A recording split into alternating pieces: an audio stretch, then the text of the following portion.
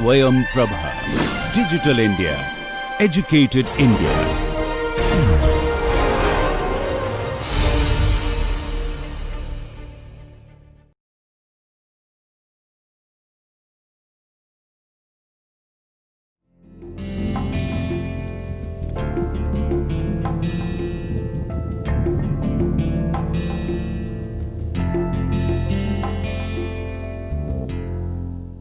Konnichiwa मिनासान, नमस्कार। आज के हमारे जापानी भाषा एक परिचय के इस लेक्चर में आप सबका हार्दिक स्वागत है, अभिनंदन है। उन सब का भी बहुत बहुत स्वागत है जो आज पहली बार ये लेक्चर देख रहे हैं, और हम उम्मीद करते हैं, आशा करते हैं कि आपको इन लेक्चर्स से फ़ायदा हो रहा है। जो भी आपकी कठिनाई थी जापानी भाषा में वो धीरे धीरे कम हो रही है, और सबसे बड़ी बात ये कि आपकी रुचि जो है जापानी भाषा में अभी भी बनी हुई है। तो हम लोगों ने बहुत सारी चीज़ें करी हैं इन अपने प्रीवियस लेक्चर्स में, काफ़ी कुछ पढ़ा है। तो आज हम लोग कुछ नया करेंगे, जैसा कि हम लोग हर बार करते हैं। आपने अपने पिछले लेक्चर्स में ओमोइमास का प्रयोग सीखा है। डायरेक्ट इनडायरेक्ट स्पीच में कैसे कहा जाता है जापानी में, वो भी आपने सीखा है।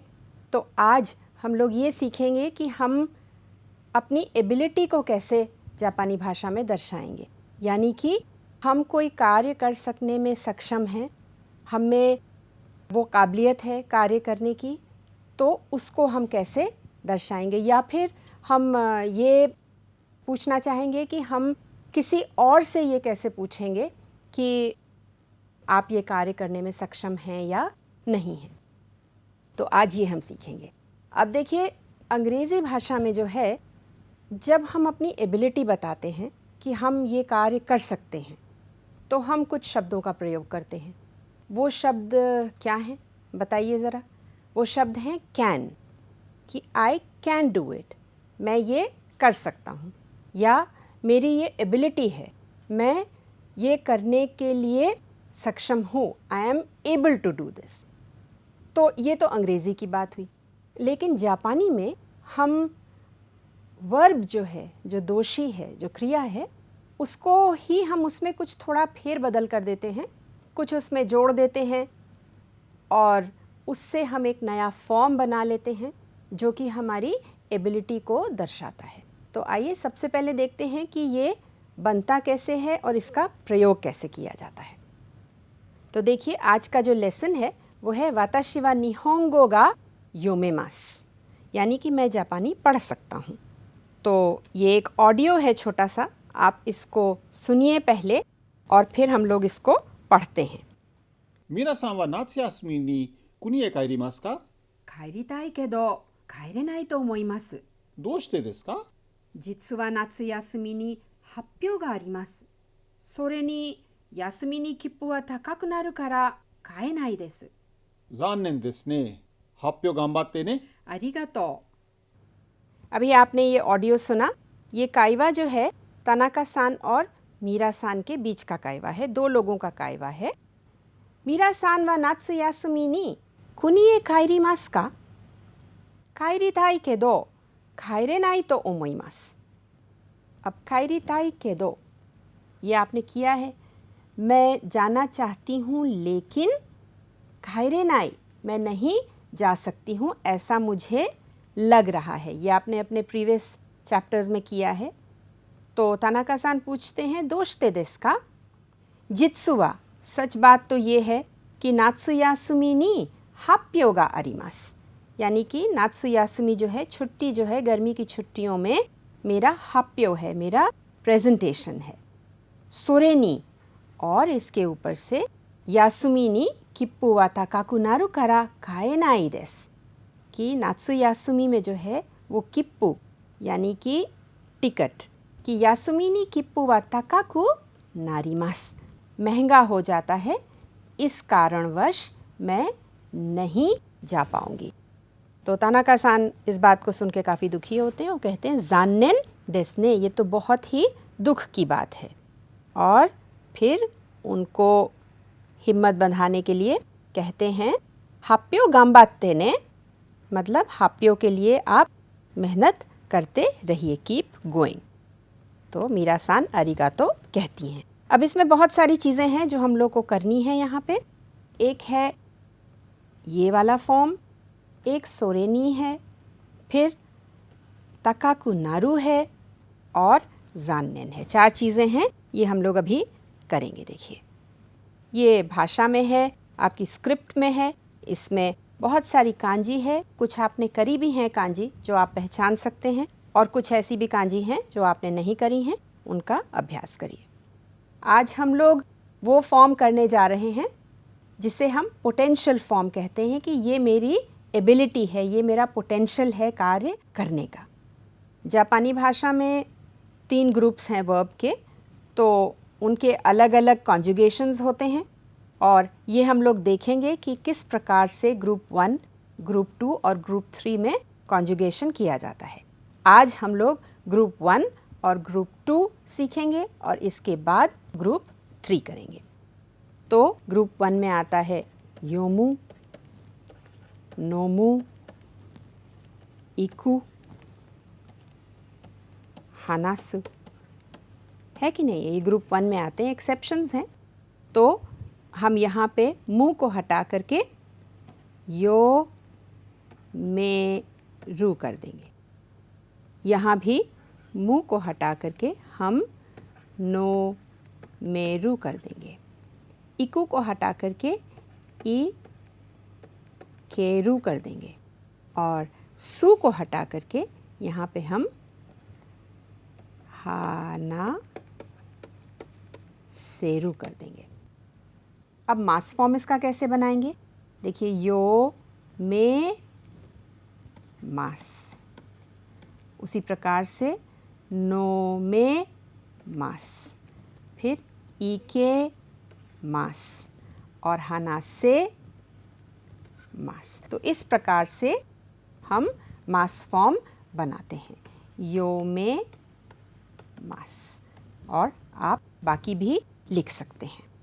अब ग्रुप 2 में क्या करते हैं? ग्रुप 2 में IRU वर्ब्स हैं, जैसे कि ता बेरू, आकेरू। रू को हटा देंगे और रा रे रू लगाएंगे, जैसे कि ताबे रा रे रू। और जब हम रू यहाँ का हटा देंगे, जो कि रूल है ग्रुप 2 का, तो ताबे रा रे मास हो जाएगा। इसी प्रकार से आके रा रे रू और आके रा रे मास हो जाएगा। इसको हम हटा देंगे। अगर आप इसको रोमन में लिखें तो एरू लगता है ग्रुप 1 में और ग्रुप 2 में लगता है रा रे रू। इस प्रकार से भी किया जा सकता है। देखिए, आपके लिए कुछ प्रैक्टिस भी है यहाँ पे।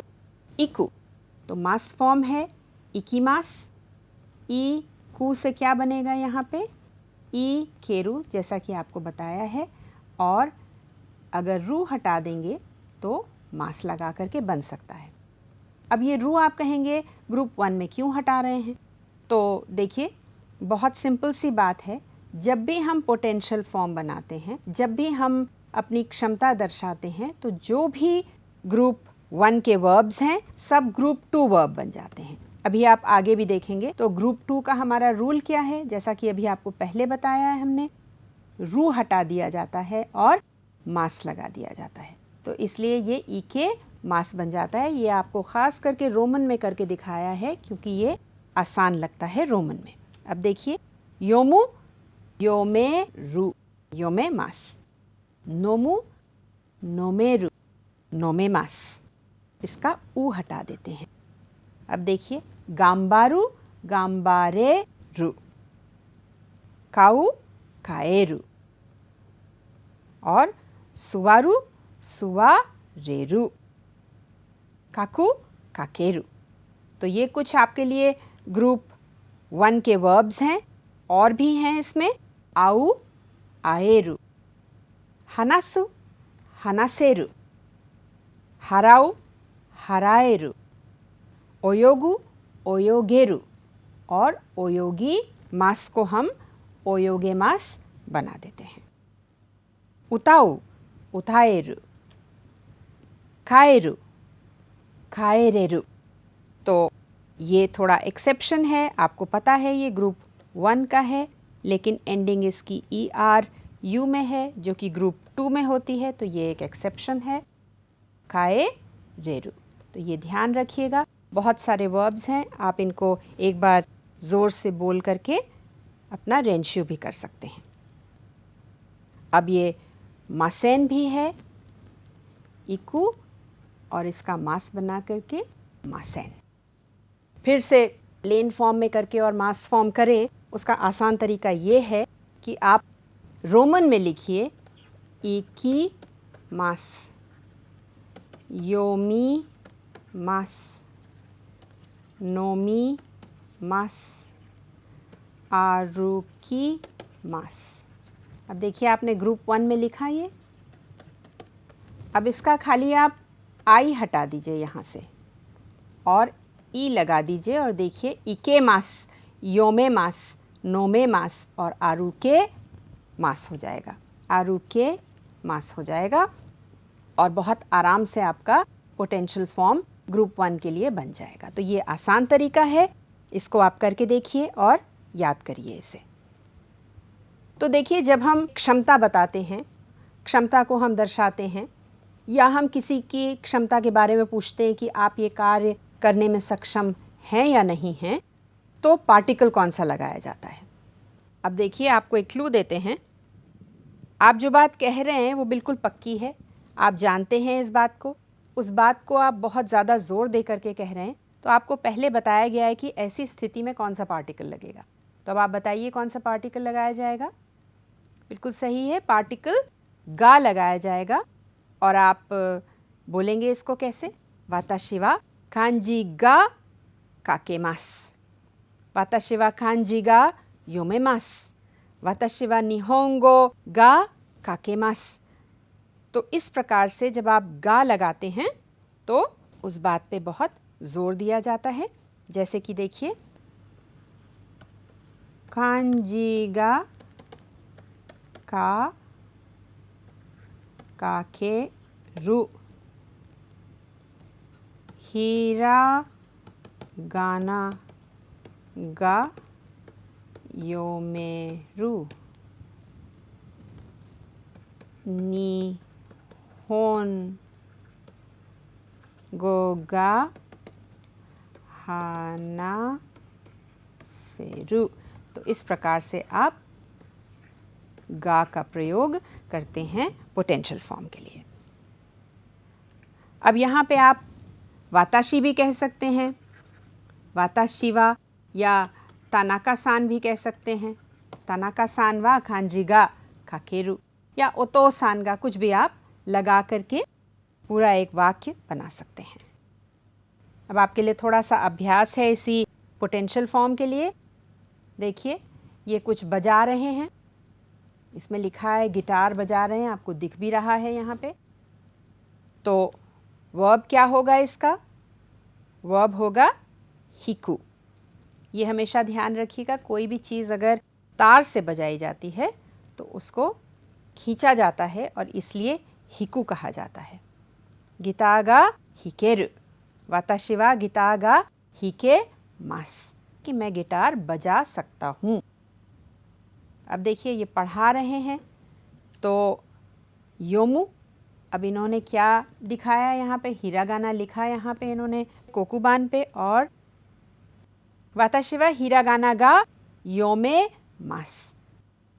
अगर हम कहें वाताशी वा हिरागाना ओ योमी मास, तो होगा कि मैं पढ़ता हूँ, और वाताशी वा हिरागाना गा योमे मास यानी कि मैं पढ़ सकता हूँ, मुझ में ये क्षमता है।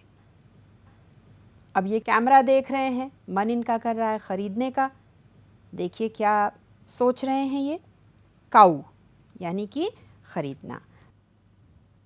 तो राइगेत्सु शोगाक्किन वा गिंको नि हाइरु कारा कामेरा गा काए मास, मैं अगले महीने कैमरा खरीद सकता हूँ क्योंकि मेरी स्कॉलरशिप जो है वो गिंको में बैंक में आ जाएगी। इस कारण से मैं अगले हफ्ते या अगले महीने कैमरा खरीद सकता हूँ। तो ये आपकी क्षमता बताता है कि कोई भी कार्य करने में आप सक्षम हैं। आपके लिए और भी अभ्यास है। देखिए क्या हो गया, इनकी टांग टूट गई है तो कोसेत्सु शिता कारा यानी कि फ्रैक्चर हो गया है।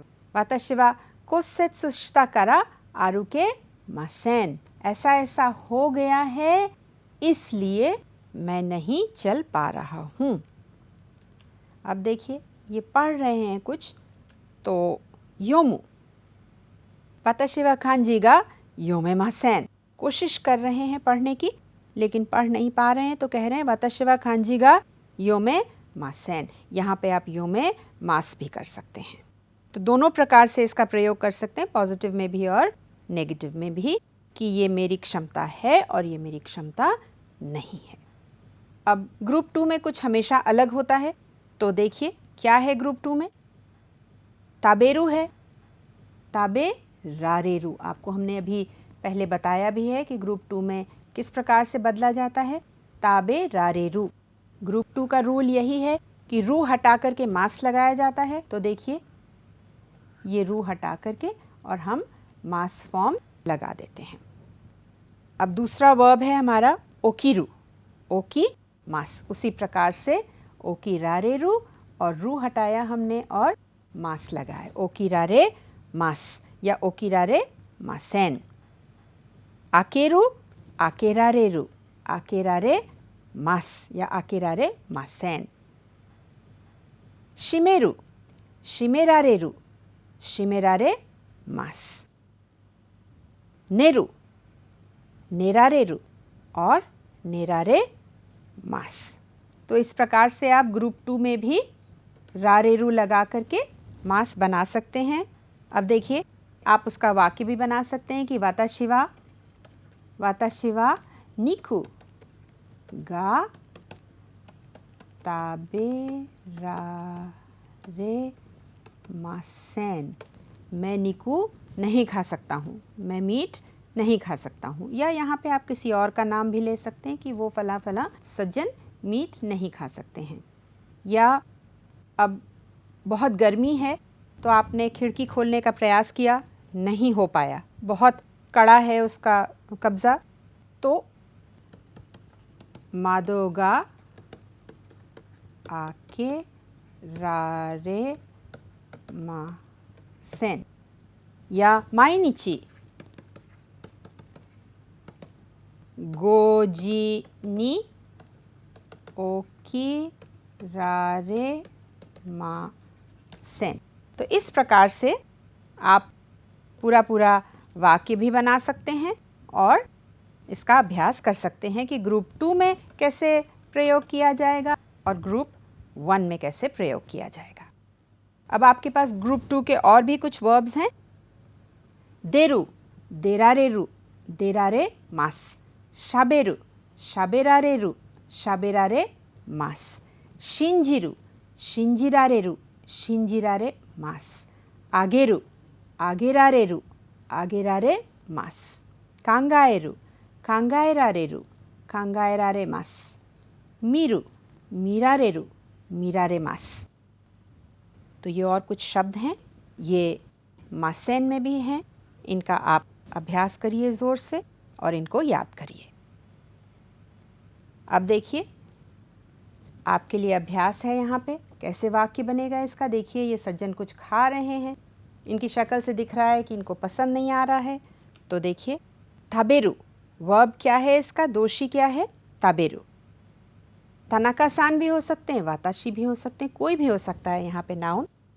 वाताशी वा खराई रियोरी गा ताबेरारे मासेन या खराई रियोरी गा ताबेरारे मास, खराई रियोरी गा दाइजोबु देसु।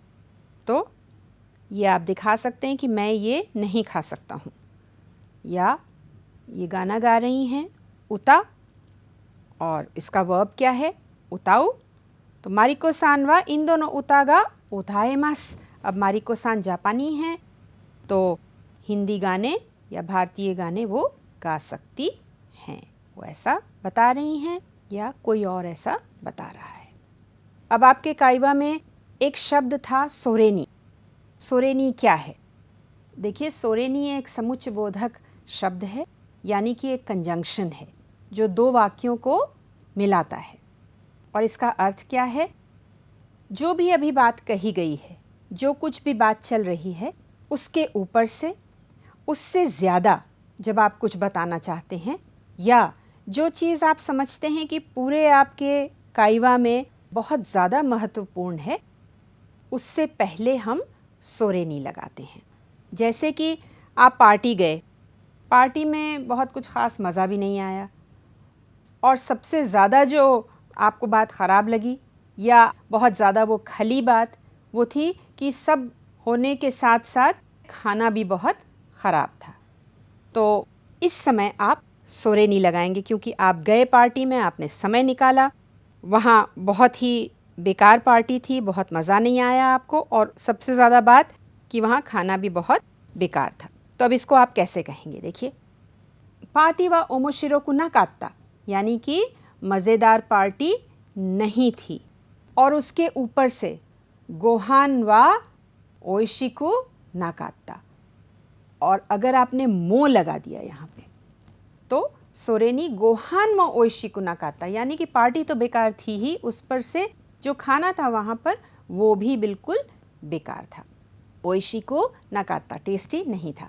अब यहाँ पे एक चीज़ आप और देखते हैं, अगर आप ये कहते हैं सोरेनी गोहान मो ओइशिकु नाकात्ता, तो थोड़ा सा आपका जो सेंटेंस है वो फिर भी बहुत ख़राब नहीं लगता है। अगर आप यहाँ पे माजुई कर देते हैं, माजुई, यानी कि सोरेनी गोहान मो माजुकात्ता, तो बिल्कुल बहुत ज़्यादा ही नेगेटिव स्टेटमेंट हो जाता है और बहुत ही बेकार आपका एक्सपीरियंस इस पार्टी में रहा आपका, ये बताने का एक तरीका है। तो सोरेनी के साथ जो आता है, जो कुछ भी यहाँ आता है, वो इस सब से, जो भी यहाँ पहले आपने कहा है, सबसे ज़्यादा महत्वपूर्ण है और वो बात सबसे ज़्यादा इम्पोर्टेंट है। ये सब एक इमोशन से भी आपके कनेक्टेड है कि आप कैसा सोचते हैं, कैसा फील करते हैं, कैसा महसूस करते हैं। तो ये सब जो एक्सप्रेशंस हैं, ये आपके जॉइन तो करते हैं वाक्यों को, लेकिन आपका इमोशन भी बताते हैं कि आपको कैसा लग रहा है। तो दाईइची कोही वा माजुकात्ता, सोरेनी जूदोरु मो हारात्ता यो। दाईइची, सबसे पहले तो कॉफ़ी जो थी वो बिल्कुल ही बेकार थी, वो बिल्कुल टेस्टी नहीं थी, और उसके ऊपर से जो सबसे ज़्यादा उनको बात खली या सबसे ज़्यादा वो बताना चाहते हैं, वो बात ये है कि उन्होंने $10 उस कॉफ़ी के लिए दिए। तो ये बात उनको बहुत खल गई कि चलो माजुकात्ता थी या ख़राब थी वो तो फिर भी चल जाता, अगर सस्ती होती तो हमें इतना ख़राब ना लगता, लेकिन बेकार होने के साथ साथ $10 की भी थी। तो सोरेनी जो यहाँ आएगा वो ज़्यादा इम्पॉर्टेंट है आपके लिए। पिकनिक नी इकेरु शी सोरेनी मीन्ना नी नाकामा मो देकिरु यो।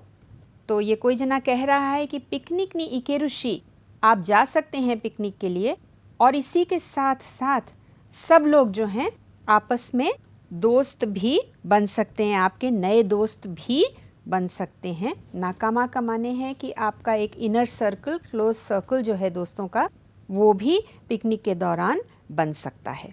ये एक पॉजिटिव है, लेकिन उसी के साथ साथ जो सबसे बड़ी बात है वो ये है कि आप सब लोग एक अच्छे दोस्त भी बन सकते हैं। अब देखिए यहाँ पे बहुत ही क्लियर है, वाताशी वा यूरोपा मो अमेरिका मो सोरेनी ओस्ट्रेलिया नी मो र्योको शिमाशिता। तो मैंने यूरोप में भी, अमेरिका में भी, और उसके ऊपर से ऑस्ट्रेलिया में भी मैंने बहुत साइट सीइंग की है, मैंने बहुत र्योको करी है, मैं बहुत घूमा हूँ। ये दोनों तो मैंने किया ही है, यूरोप और अमेरिका तो मैं गया ही हूँ, घूमा ही हूँ। इसी के साथ साथ मैंने ऑस्ट्रेलिया भी बहुत घूमा है। तो ये ध्यान रखिएगा, सोरेनी जो है इमोशन से भी कनेक्टेड है, और जो बात आप आखिर में कहते हैं वो आपके लिए सबसे ज़्यादा ज़रूरी है और वही बात आप सबको बताना भी चाह रहे हैं। अब देखिए एक शब्द और था ज़ान्नेन। ज़ान्नेन जो है एक ना एडजेक्टिव है और ज़ान्नेन का अर्थ है अफसोस, यानी कि अपना अफसोस दर्शाना या दुख दर्शाना।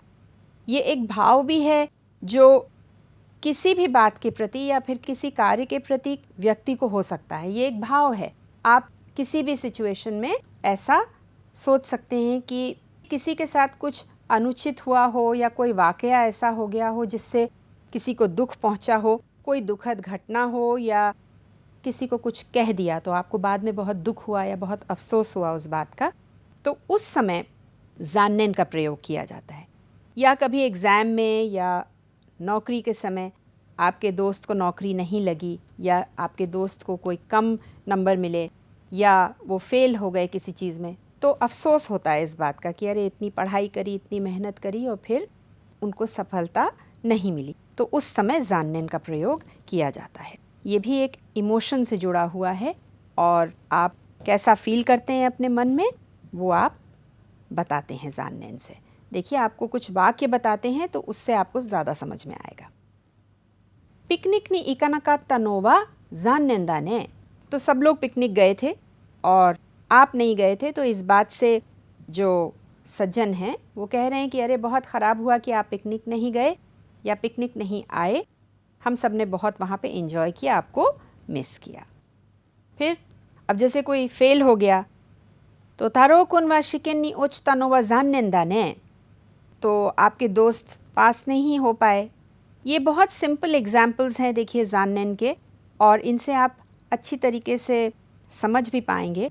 तारो कुन वा शिकेन नी ओचता नोवा ज़ान्नेन दा मतलब मुझे बहुत दुख हो रहा है, मुझे बहुत खेद है, मुझे बहुत अफसोस है कि तारो कुन जो हैं वो शिकेन में टेस्ट में अपने पास नहीं हो पाए और फेल हो गए। तो ये दोनों के लिए ज़ान्नेन है, तारो कुन के लिए तो है ही, आपको भी इस बात का बहुत दुख है और खेद है।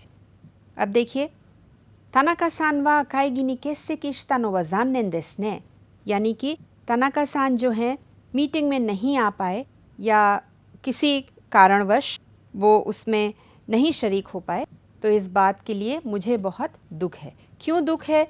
शायद मीटिंग में बहुत कुछ सीखा गया हो तो वो नहीं सीख पाए, इस बात से मुझे बहुत दुख है। तो इस प्रकार से ये जो शब्द हैं ज़ान्नेन और सोरेनी, इनका प्रयोग आपको तरह तरह के जो वाक्य हैं उनसे बताया गया है। आप भी कुछ वाक्य बनाइए और इनका अभ्यास करिए। सिचुएशन आपको बता दी है और बाकी आप नेट पे भी देख सकते हैं। बहुत सारी चीज़ें मौजूद हैं नेट पे, उनको देखिए, पढ़िए, समझिए और अपने काइवा में, अपने कॉन्वर्सेशन में इसका प्रयोग भी करिए। एक और चीज़ आपके काइवा में थी, वो थी नारू। ये नया एक वर्ब है और इसका हमने प्रयोग किया है एडजेक्टिव के साथ, एडजेक्टिव और नारू।